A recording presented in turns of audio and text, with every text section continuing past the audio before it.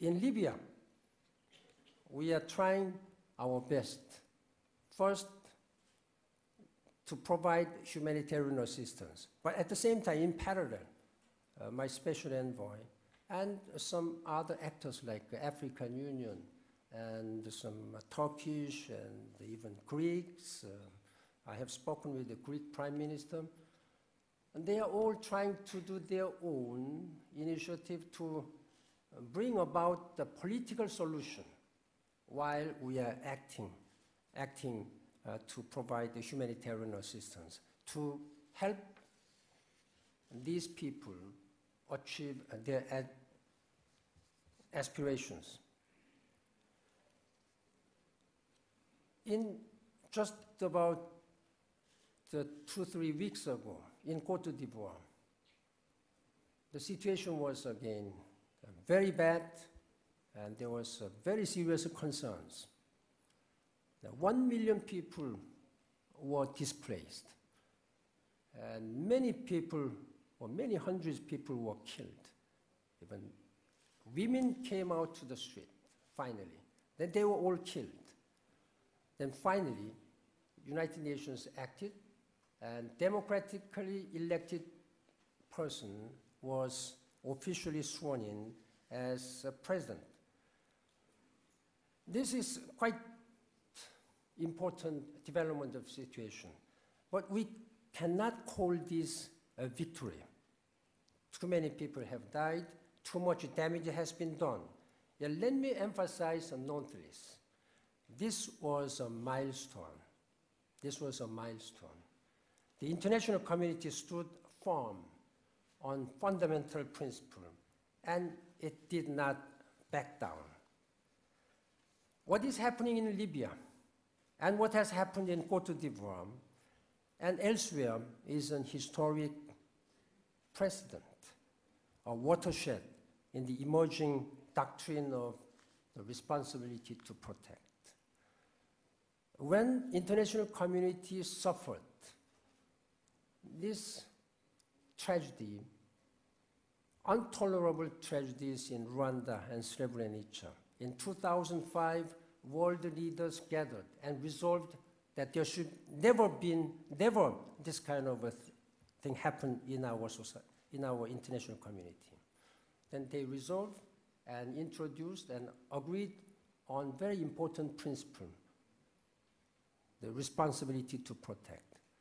When a government is not capable to protect their own citizens, or government is not willing to protect their own citizens, as we are seeing in Libya, they are not willing to protect their citizens. They are killing indiscriminately, using tanks and heavy guns and even airplanes. That is why we are now seeing the first application of this very important principle of responsibility to protect. The age of impunity is dead. Today, we are moving decisively towards a new age of sovereignty and responsibility. An era where those who commit crimes against humanity, who commits against this fundamental principle of human rights and violate human rights of their people will be held accountable. We have seen much progress in applying this jurisdiction of International Criminal Court. That is a very encouraging situation. More broadly, we can expect that in the future, the Security Council will increasingly place civilian protection at the center of the United Nations peace and security agenda. Let me be clear on another point as well. At no time has the United Nations exceeded its Security Council mandates. I know that there was some controversies whether these coalition forces or United Nations peacekeepers in Côte d'Ivoire have been acting beyond these resolutions.